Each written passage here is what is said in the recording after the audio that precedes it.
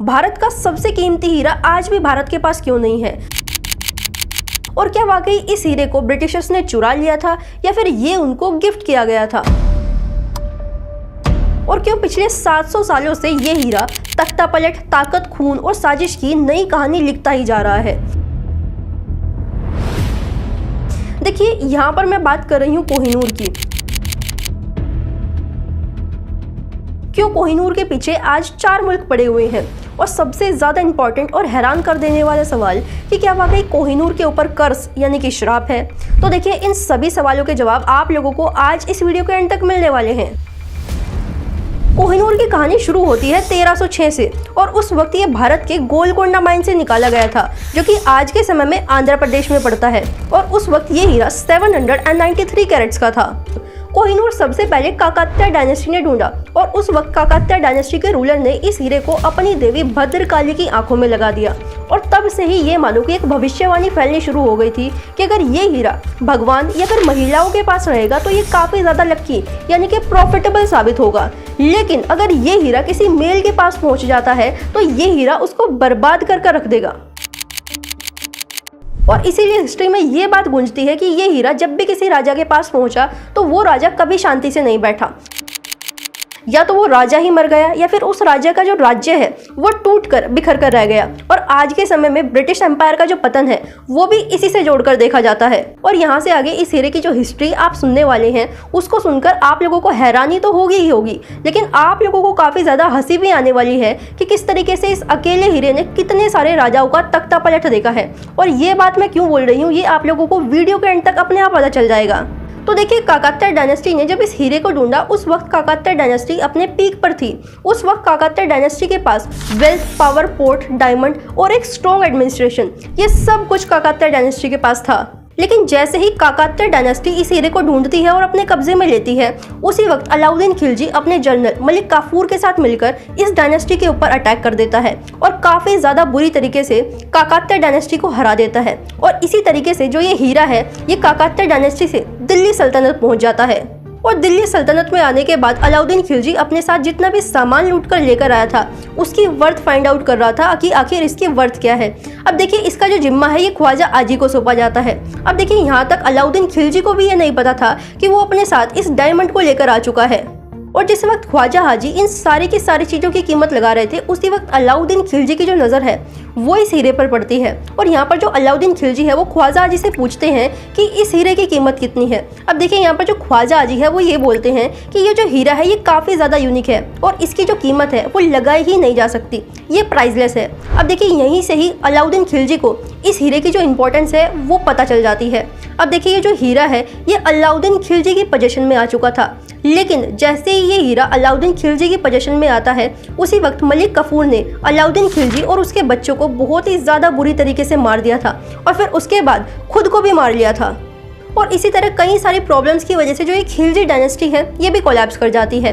और फिर उसके बाद जो ये हीरा है ये तुगलक डायनेस्टी पहुंचता है। लेकिन जैसे ही ये हीरा तुगलक डायनेस्टी के पास पहुंचता है तो तुगलक डायनेस्टी भी कोलैप्स कर जाती है। और इसी तरह जो ये हीरा है ये कई सारे राजाओं और राज्य में घूमता रहा। और इसी बीच इसके साथ कई सारी सुपरस्टिशियस बातें भी फैलनी शुरू हो गई थी कि ये हीरा जिसके भी पास जाता है, यानी कि ये हीरा जिस भी राज्य और राजा के पास जाता है या तो वो राजा ही मर जाता है या फिर जो वो डायनेस्टी है तो वही कोलैप्स कर जाती है। और इन्हीं सब अफवाहों के बीच में इस डायमंड को बाबर और उसके बेटे हुमायूं ने इब्राहिम लोदी को हराकर अपने कंट्रोल में ले लिया था। लेकिन देखिए, जैसे ही ये डायमंड इनके कंट्रोल में आता है तो देखिए, पहले तो 26 दिसंबर 1530 में बाबर की डेथ हो जाती है और उसके बाद जो हुमायूं है उसका जो शासन है ये भी वीक पड़ना शुरू हो जाता है। और इसी मौके का फायदा उठाकर शेर शाह सूरी हुमायूं के ऊपर अटैक कर देता है।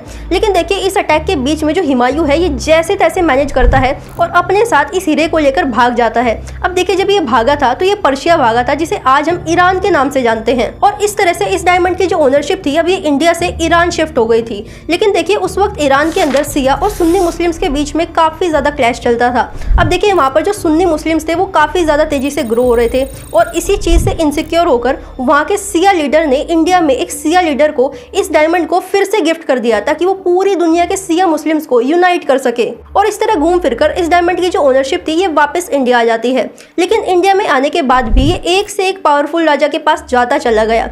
लेकिन देखिए, ये फाइनली 7 जुलाई 1656 में शाहजहां के पास पहुंचता है। और देखिए जो ये शाहजहां है ये इस डायमंड से काफ़ी ज़्यादा ऑब्सेस्ड था। ये इस डायमंड से इतना ज़्यादा ऑब्सेस्ड था कि इसने एक कारीगर बुलाकर इस डायमंड को पॉलिश करने को बोला और कहा कि इस डायमंड को इतना यूनिक तरीके से पॉलिश करे कि जो ये डायमंड है ये और ज़्यादा चमकने लगे। अब देखिए उस कारीगर ने अपने तरीके से काम किया और उस 793 कैरेट के डायमंड को 290 कैरेट का काट कर एक ऐसा डायमंड बना दिया जो कि पहले से ब्यूटीफुल तो लग रहा था, लेकिन अब उसका जो साइज है ये काफ़ी ज़्यादा छोटा हो गया था, जो कि खुद शाहजहां को ये बात पसंद बिल्कुल भी नहीं आई थी। और अब शाहजहां अपने लिए एक तख्त बनवा रहा था जिसकी जो कीमत थी वो ताजमहल से भी ज़्यादा थी और उसका नाम तख्ते ताउस रखा गया। अब देखिए इस तख्ते ताउस के अंदर ही शाहजहां ने उस डायमंड को जड़वा दिया, यानी कि कोहिनूर को जड़वा दिया, जिसकी वजह से इस तख्ते ताउस की जो कीमत है ये और भी ज़्यादा एक्सपेंसिव और प्राइसलेस हो गई थी। और जैसे ही ये तख्ते ताउस तैयार होता है तो जो शाहजहां है वो इसके ऊपर बैठना शुरू कर देता है। लेकिन 1658 के अंदर शाहजहां का बेटा औरंगजेब अपने ही बाप को जेल में डालकर खुद अपने आप को राजा डिक्लेयर कर देता है। अब देखिए यहीं से ही जो मुगल एम्पायर है ये वीक होना शुरू हो गया था और मुगल एम्पायर के बाद ये हीरा पहुंचता है सिख एम्पायर में 1813 में महाराजा रंजीत सिंह के पास। अब देखिए महाराजा रंजीत सिंह इस हीरे को पाकर काफ़ी ज़्यादा खुश थे और इसी तरह धीरे धीरे इंडिया में 1830 तक जो ये ब्रिटिश एम्पायर है ये काफ़ी ज़्यादा इंक्रीज होने लग गया था। अब देखिए जो ये ब्रिटिशर्स थे इनकी जो नज़र थी ये सिख एम्पायर के ऊपर काफ़ी ज़्यादा कैडी थी। एक तो उनके पास जो खजाना था उसके लिए और दूसरा जो कोहिनूर के चर्चे थे वो भी काफ़ी ज़्यादा हुआ करते थे। और एक दिन अचानक से महाराजा रंजीत सिंह बीमार हो जाते हैं और इसी बीमारी के चलते चलते एक ही साल के अंदर 27 जून 1839 को महाराजा रंजीत सिंह की मृत्यु हो जाती है। अब देखिए जैसे ही महाराजा रंजीत सिंह की जो मृत्यु है ये होती है तो यहाँ पर जो ये हीरा है ये शेर सिंह के पास पहुँच चुका था। लेकिन जैसे ही ये हीरा शेर सिंह के पास पहुँचता है तो एक ही साल के अंदर शेर सिंह की भी मृत्यु हो जाती है बहुत बुरी तरीके से। और एक बार फिर से कोहिनूर जनता के बीच में काफ़ी ज़्यादा फेमस हो गया था। हर कोई कोहिनूर के बारे में बात कर रहा था, कोई इसके बारे में सुपरस्टिशियस बातें कर रहा था तो कोई सोच रहा था कि कोहिनूर को अपने कंट्रोल में कैसे लिया जाए। अब देखिए जो ये सिख एम्पायर था ये भी महाराजा रंजीत सिंह की मृत्यु के बाद वीक होना शुरू हो गया था। सिख एम्पायर के अंदर एक से एक मौतें होनी शुरू हो गई थी और सिर्फ एक 5 साल का लड़का महाराजा दुलीप सिंह और उसकी माँ जिंद कौर बचती है। और इसी चीज़ का फायदा उठाकर जो ब्रिटिश एम्पायर है ये सिख एम्पायर के ऊपर कंट्रोल ले लेता है और इस एडमिनिस्ट्रेशन का पूरा कंट्रोल अब ब्रिटिश एम्पायर के पास आ जाता है। और अब जितने भी पॉलिटिकल पावर सिख एम्पायर के पास थी वो सारी के सारी पावर शिफ्ट हो चुकी थी ब्रिटिशर्स के पास। अब देखिए जो ब्रिटिशर्स हैं ये 7 साल के बच्चे से यानी कि दुलीप सिंह से एक ट्रीटी साइन कराते हैं, ट्रीटी ऑफ लाहौर। अब देखिए वैसे तो इस ट्रीटी के अंदर काफ़ी कुछ था, लेकिन इस ट्रीटी के अंदर एक और चीज़ थी और वो थी कोहिनूर की जो ओनरशिप थी अब ये फाइनली ब्रिटिशर्स के पास शिफ्ट हो चुकी थी और ब्रिटिशर्स ने इस कोहिनूर को ऑफिशियली गिफ्ट किया क्वीन ऑफ इंग्लैंड को। फाइनली 2 जुलाई 1850 को कोहिनूर पहुंचता है इंग्लैंड। अब देखिए इंग्लैंड की जो जनता थी वो कोहिनूर को लेकर काफ़ी ज़्यादा एक्साइटेड थी क्योंकि इसके बारे में लोगों ने पहले ही बहुत कुछ सुना हुआ था कि जो ये कोहिनूर है ये कर्स्ड है और भी बहुत सारी स्टोरीज इसके बारे में इंग्लैंड के अंदर चल रही थी। अब देखिए इंग्लैंड की जो जनता थी वो काफ़ी ज़्यादा एक्साइटेड थी कि ये हीरा अब इंग्लैंड आ रहा है तो इंग्लैंड का क्या होगा। लेकिन देखिए जिस दिन ये हीरा इंग्लैंड पहुँचता है उसी दिन इंग्लैंड के प्राइम मिनिस्टर रॉबर्ट पील की मृत्यु हो जाती है और इसके कुछ ही समय बाद क्वीन विक्टोरिया के हस्बैंड प्रिंस एल्बर्ट की भी मृत्यु हो जाती है। अब देखिए इस तरीके से कोहिनूर और कोहिनूर की जो कहानियां है वो इंडिया से इंग्लैंड शिफ्ट होती है और आज भी काफ़ी लोग इस चीज़ को मानते हैं कि इंग्लैंड का जो डिक्लाइन हुआ है वो भी इस कोहिनूर की वजह से ही हुआ है। और आज भी 4 कंट्रीज लीगली कोहिनूर को क्लेम करने की कोशिश करती हैं, ईरान, अफगानिस्तान, पाकिस्तान और इंडिया भी उनमें से एक है। तो ये थी कोहिनूर की कहानी जिसने काफ़ी सारे साम्राज्यों को गिरते हुए देखा है। अब आप लोग ही खुद डिसाइड कर लीजिए कि आप लोगों को कोहिनूर चाहिए या फिर नहीं।